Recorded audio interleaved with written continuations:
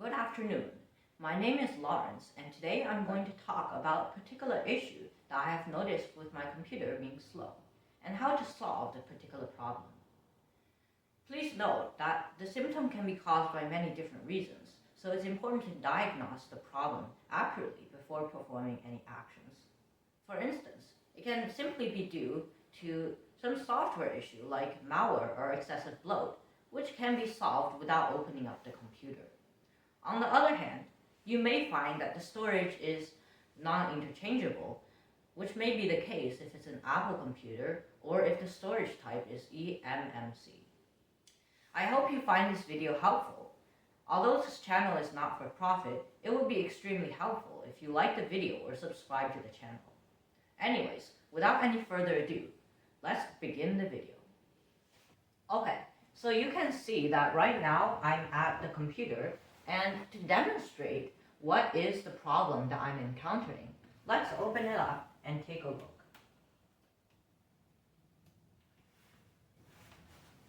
So now we see that the computer is currently powered off. In order to illustrate the issues that I'm encountering, let's power it on and take a look. In the meanwhile, I'll have a stopwatch on the side so we can count how long it takes to start up. I'll increase the speed of the video so you won't have to wait.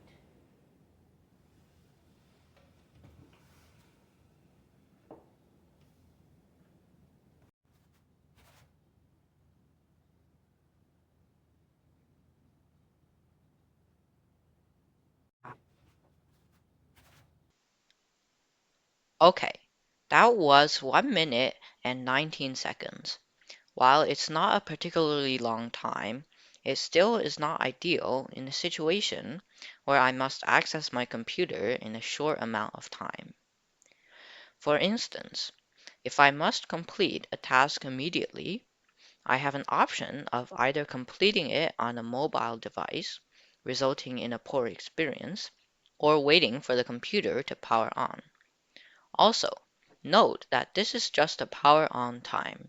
The actual time taken to get to a usable desktop is much longer because once I log in, it takes a few minutes for the taskbar and the user interface in general to fully load up. To get a better understanding of what's happening, let's log in and take a look. So the CPU is not being used that much, the memory is not being used that much, but we can see that the hard disk is having a pretty hard time. The data transfer rate is very low, and we can see that the bars here are 60 megabytes per second and 100 megabytes per second, but the actual speed is much lower than that, about 1.1 previously, and now it's less than 1 megabyte. So why is the disk utilization at 100%? Now, the reason probably is that the disk is slow. If it were a software problem, the disk speed would be much greater than what it currently is. And even though the active time of the disk would still be very high, the disk speed would reflect that instead of being low in comparison. Well, what we can do is to install a new hard disk. So this is a solid state drive that I picked up from Amazon for about $50. So in this video, I will show you how to install a solid state storage for an HP laptop computer. And please note that I'm not a technician, and this instructions may not apply to all HP computers, and it probably only applies to this specific family. So I hope you enjoy. So we're ready to open up and replace the drive, but the first thing to do, which I have already done, is to open this box, and now we see we have a 500 gigabyte Samsung SSD, which is really good because this type is called an SSD, solid state drive, which is supposed to be much faster than the hard disk drive HDD that is currently in this machine.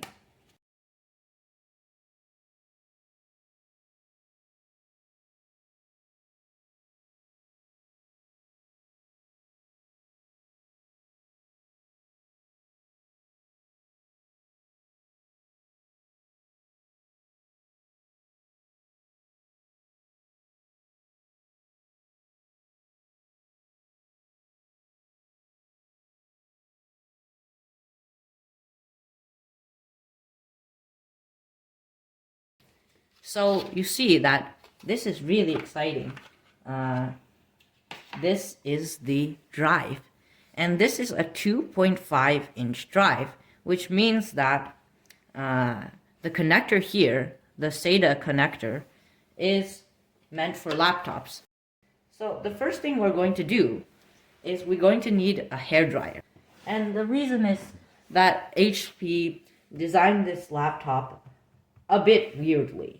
HP has put screws under these rubber feet, but because they already did it, we just have to undo that adhesive and take it apart. So I'm just going to simply plug in this hairdryer and we'll get to dryer. So it's important to note that you have to set this to the low power state because it'll probably do something bad to the internal components. So make sure it's definitely on low power. So in this case, it'll be the low power heating mode. So we'll go ahead and run this hairdryer over the adhesive, and I'll tell you when I'm finished with that step. So I've just heated it up, and now I'm removing the adhesive. So it's important to note that this rubber feet must be removed with caution because otherwise it might snap. This adhesive, if you just simply heat it up with a hairdryer again, it'll probably competently attach to the laptop again. Alright, so now that I have removed the rubber feet, you can see that there are a whole bunch of other screws that are hidden beneath this. It's important to note that these laptop screws have very small indentations. So I'm using a small screwdriver to make sure that it doesn't damage the screws. It's also important to note that you should probably place the screws in the order that you unscrewed them. So while it's not guaranteed, a lot of times laptop manufacturers will use different types of screws for the different hole openings. And while it's technically possible to fit in different screws, it's generally ideal to keep the same order that is correct. And what we're going to do next is we're going to try to wedge the bottom of the computer from the main body. Alright, welcome back. This is what I have. The back cover is already removed. You probably want to open it up in the horizontal orientation. In other words, this open up and then put it horizontally like this. And then you'll see that on these sides, these things will need to be taken apart. So this can be very hard if you're opening up the computer for the first time. So if the computer hasn't been opened since it left the factory, then the gaps in between these, the back cover and the motherboard will likely be very tight. So you'll need a thin plastic tool or anything that's not metal to take it apart. So this will take a long time. I took about 15 minutes, even though I've done this before on one previous, it wasn't my laptop, but I helped fix it. One before, although that, it still took me quite a bit of time to figure this one out because it can be very thin, the gaps. And make sure the plastic tool you're using is very thin. Now, this may vary based on the particular model, but we can see right here that there are a bunch of stuffs over here. So let's take a look at what these stuffs are and how you can locate the hard drive. So that's the battery. This is the RAM. This is the random access memory. I can tell this because it's sewed in. It's not soldered, it's sewed in. And you can tell this because there are little clips on each side that allow you to remove it. And that's the good part about sewed in memory, is that you can interchange it. But right now, I don't want to interchange the the RAM, because there is already sufficient RAM. I won't detail too much about the other parts of the computer, because you can usually find images or tutorials online. But this is the hard drive. The safest thing is to disconnect the battery from the motherboard, because if the battery is connected, then it might still send electrical signal, it might not be safe. So we see that the battery is connected with these screws, and then this is the actual connection. So we'll remove these screws over here. Alright, now with the screws disconnected, we can slide the battery off by disconnecting these metal pieces. So the thing about metal pieces is that a lot of these internal components in the computer are connected by these metal interconnects.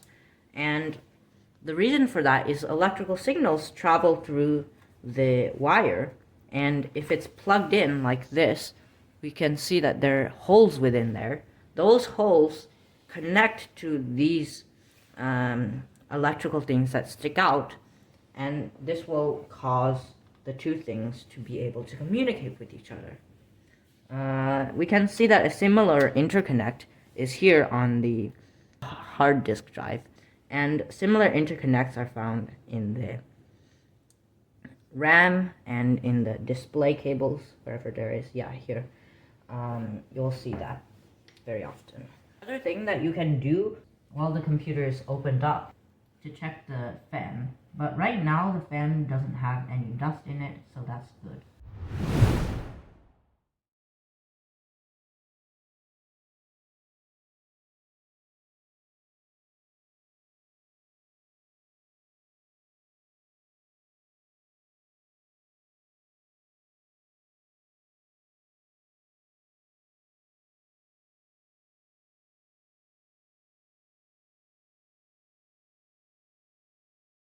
Okay, so one thing to note about inserting the rubber parts is that sometimes it's very common for the rubber parts not to line up.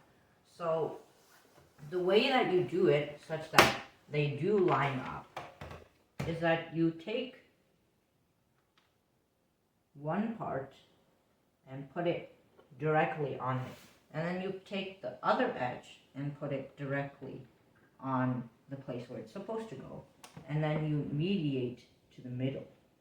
And the reason for this is that if you only start from one side and go to the other, the rubber strips will be longer than the actual hole that it's designed to put it to. And I'm not sure why this is, but in case you run into that problem, just take it from both sides, make sure that's solid, and then go to the middle. Okay, so I have reinstalled the back cover and the rubber strips. And now, when it boots up, it will first say the CMOS checksum is not valid, and then we'll restart. And then it will say boot device not found. Please install an operating system on your hard disk. Now, what does that mean? Well, it basically means that the SSD that I installed into the computer was empty because it was just shipped. However, we want a Windows operating system on it. I have a computer from 2015, and then I formatted this USB drive with the Windows 11 booting data. You can see that I'm currently in the web browser. So we'll just search for Windows 11 ISO. And in this case, we do have an ISO image download from Microsoft. So first it will say, oh, let's do a Windows 11 installation assistant, installation media. And then the final option will be the disk image. Disk image for x86 devices. And you'll select Windows 11 Multi-Edition ISO for x86 devices.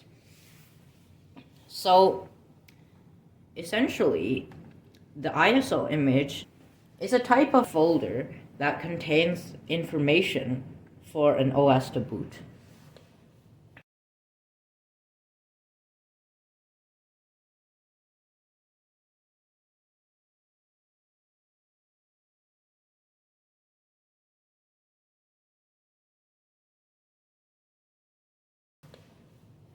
So it's just going to download this single grouped together file. However, you need more than that. You also need Rufus. So Rufus is an online tool for you to format a USB drive, such as this one, in order for that data from the ISO to actually be bootable.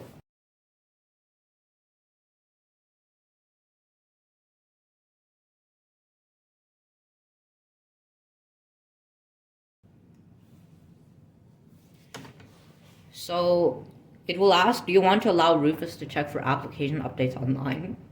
I'm not quite sure about that. It's obviously important to update an application.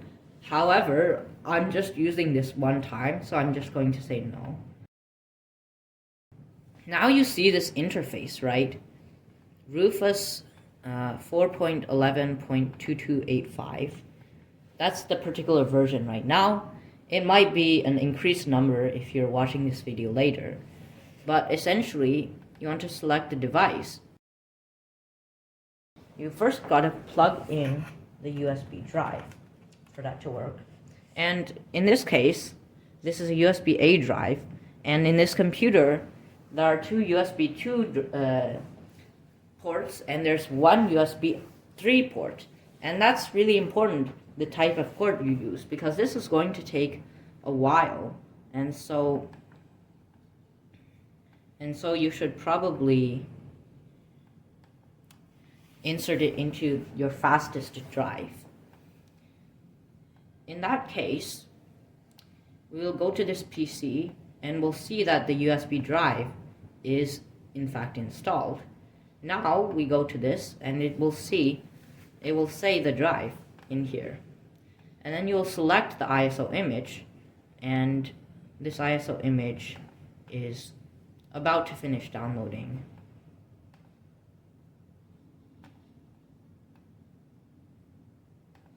And it has finished downloading. So what we do now is we select this from the Files Explorer, the ISO image, and then we open, and now it's going to try and format it. We can leave these as default. Just make sure it's GPT and UEFI if you're 64-bit. And we'll click Start. Here we'll see these options. So the bottom ones you don't really need to worry about, but one thing, remove requirement for 6 GB plus RAM, secure boot, and TPM 2.0. That's essentially saying Windows 11 has certain requirements for it to boot up, and this allows you to bypass it. However, the computer that I have currently is eligible for Windows 11, so we don't need to check that. Although if your computer is not eligible, obviously you need to check that. And also, remove requirement for online Microsoft account. That's essentially saying, in the modern day, Microsoft has removed the button in its setup assistant to set up a local account. So I just remove that, remove requirement for an online account, and I continue.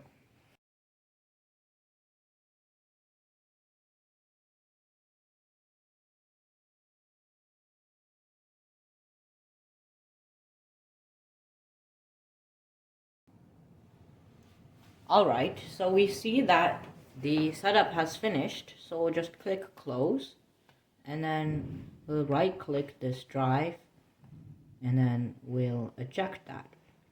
So now that the formatting part of this part is complete, we'll be able to insert that into the newly installed SSD computer and install a Windows OS. Alright, so I finished installing the system and setting up with all the settings, and now we're going to try a different test. How long it's going to take to power on with the new system. 3, 2, 1.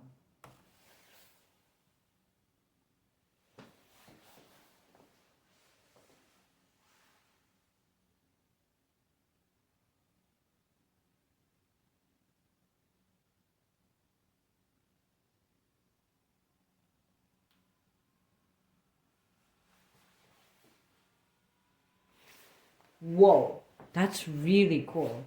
It powered on in 22 seconds, which is about 1/4 of the amount of time that it previously took to power on. Isn't that cool? This shows how simply upgrading a component of your system can drastically improve the performance. You don't need to replace an entire computer if it's slow. You can simply replace the parts that you need